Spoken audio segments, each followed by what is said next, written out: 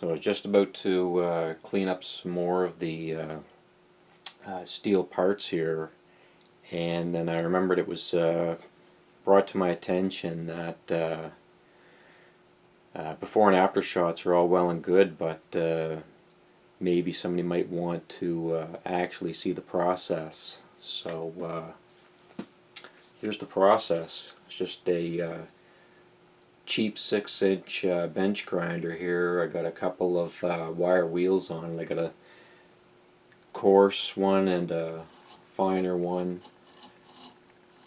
and after I clean them up on these, might use one or the other or both depending on what I need to take off. After I'm done with the bench grinder, I'll throw them into the vibratory tumbler for a little bit to clean them up a little better, maybe add a little polish to them, and after they're done there, I'll put them in a container of used engine oil to help keep them from rusting while they're waiting to get electroplated. So without further ado, get this thing fired up here.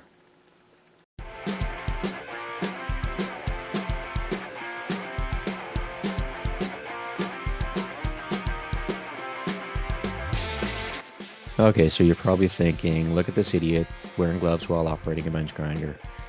And yeah, you'd be right. It's not safe to wear gloves while operating power tools like bench grinders, for example. Most bench grinders anyways. This one, however, is pretty weak. It's only like 1.5 amps.